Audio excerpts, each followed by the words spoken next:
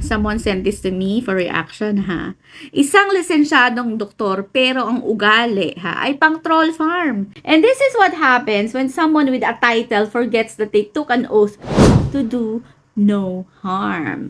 Recently nga, ito, may nagba-viral na post mula kay Doc Ron Samaniego, PT, DPT. Napipiyok pa ako.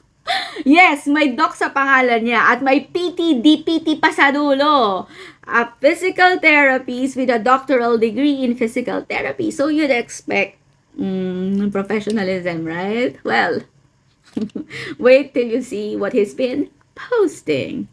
Pero dahil sa gera, like lagi ko sinasabi, hindi lahat ng Muslim pero laging kayo ang involved, mga Muslim, pag may gulo sa mundo. Pag may terrorism, may bombahan, hindi lahat ng Muslim, pero laging Muslim ang involved pagdating sa terrorism. Bakit ba? Ano ba pinaglalaban ninyo? Lalo-lalo sa Pilipinas, kung maka-epal yung mga yan, akala mo naman, Muslim country ang Pilipinas. Nung naging presidente si Duterte, anong ginawa niya? Ginawang holiday yung Idil Fitir. Bakit? Muslim country ba tayo? Catholic country to, Christian country tong lugar na to. Ginawang holiday ang Idil Fitir ng Kupal, palibasa galing sa Mindanao si Kupal eh. Ano nangyari sa kanya ngayon? Nandun siya sa The Hague. Doon siya namamayapa ngayon. Hopefully doon na siya magstay. Tantado. Ako wala akong galit sa mga Muslim ha. Pero wag niyo akong ginagago ha. Wag niyo akong ginagago. Wag kayong magtapang-tapangan dito. Hindi niyo lugar to, Pilipinas to, Christian country to. Kung gusto niyo ng Muslim country, punta kayo ng Brunei, punta kayo ng Malaysia, doon kayo o tatanggapin kayo. Tantado. Get the fuck out of the Philippines, man. Doc naman, news flash. Ang Pilipinas ay may Muslim population at kami ay Filipino citizens din, no? Tinawag din yan na kupal ang mga Muslim at gumamit pa siya ng mga dehumanizing language all throughout. Hindi lang siya nag-express ng opinion, he's actively dehumanizing the entire religious group. Tindi mo, Doc. Okay, sige ha. Pag-usapan natin ang kanyang main argument na ang mga Muslim ay laging involved sa terorismo. Doc, no. Actually, it's factually wrong, no? Because according to data, ang karamihan ng terrorist attack sa US ay committed ng far-right extremists, hindi ng mga Muslims. Ang terrorism ay walang religion. May extremist lang. Kaya hindi mo pwedeng i-generalize yung 1.8 billion Muslim sa buong mundo dahil sa actions ng maliit na fraction ng extremists. Kasi that's like saying na Christians are terrorists too because of the KKK or the Westboro Baptist Church. Doon naman sa sinabi niya na ang Pilipinas ay Christian country, kaya dapat ang mga Muslim ay walang karapatan dito. Doc, you're wrong again.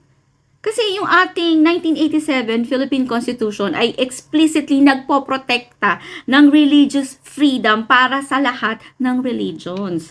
Ang Pilipinas ay may approximately 6 to 11 million Muslim citizens. At hindi kami guest dito, no? We're also Filipinos, kaya may constitutional rights din kami. Bakit ka naman kasi ganyan, Doc? Doktor ka pa naman. Nag-take ka ng Hippocratic Oath, diba? He swore to do no harm and to treat patients with respect regardless of their background. Tapos ganito ka, Doc. Yung mga post mo, harmful.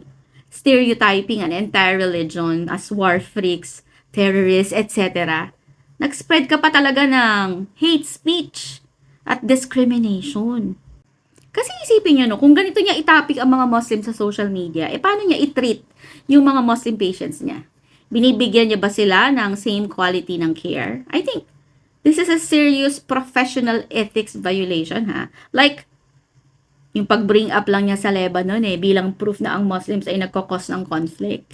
Doc, ang problem sa Lebanon ay complex. Kasama dito yung geopolitics, civil war, economic collapse, at yes, religious tensions. Pero ang Lebanon, meron din naman yung mga Christian population. At syempre, yung Christian, nai-involve din sila sa conflict. Hindi mo kasi pwedeng, i-cherry pick yung isang country at gamitin ito para i-condemn yung buong religion. This is not logic, Doc, but clearly, propaganda. Actually, ang problem dito ay hindi dahil sa may opinion siya. The problem is that He's spreading dangerous stereotypes and hate speech while holding a position of authority in healthcare. Kasi, yung mga itong statements, no, ay nagre-resulta yan sa real-world discrimination at violence laban sa Muslim communities. So, para sa akin, no, i-report nyo na lang yung mga video niya like this for hate speech and incitement to discrimination. Tsaka, sana maging aware din dito, no, dito sa conduct niya na to, yung kanyang professional licensing board. Because healthcare professionals have responsibility to uphold ethical standards both in and out of the workplace. And spreading hate speech violates those standards.